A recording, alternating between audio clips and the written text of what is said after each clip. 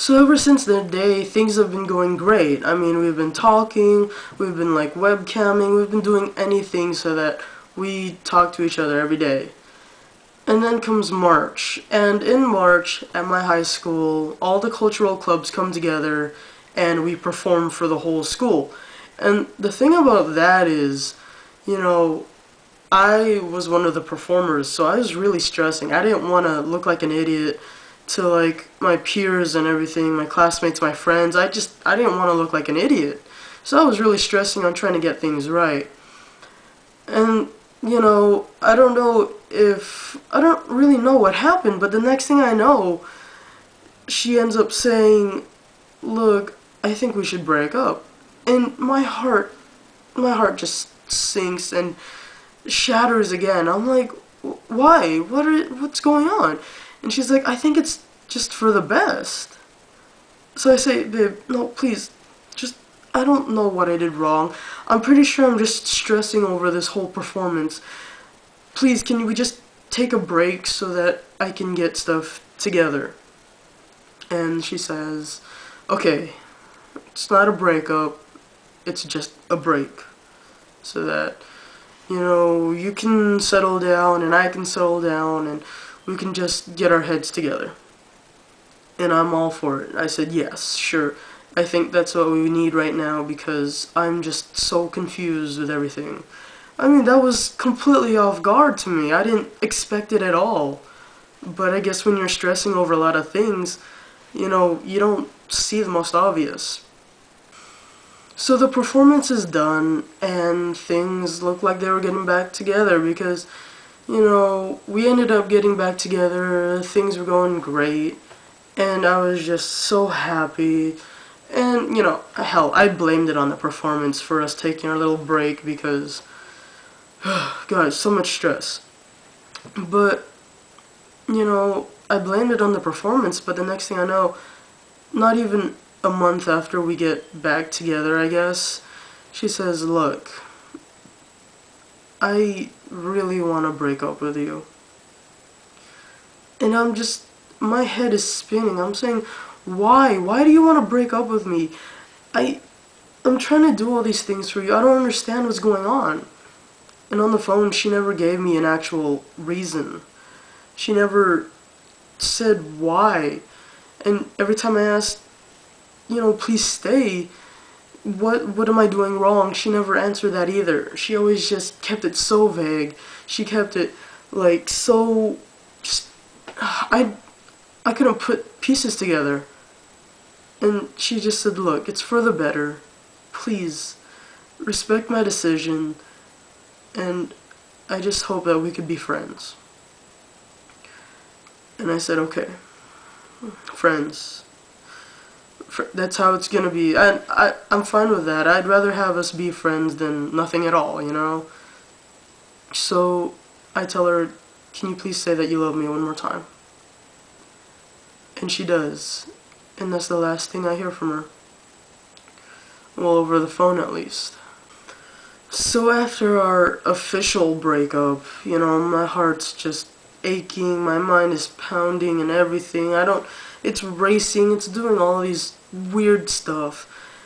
I can't help myself. I keep texting her. I'm like, "Hey, will you ever give us another try? I don't know what I did wrong." And she's just like, "No, look, give me time." So I do. I give her time. And the next thing I know, it's her birthday. And I say, "Happy birthday. You know, even though we're not together or anything, I'm still a friend, and I'm still saying happy birthday to you." And she's grateful of that. But I also find out that she's in the ICU, which is intensive care unit.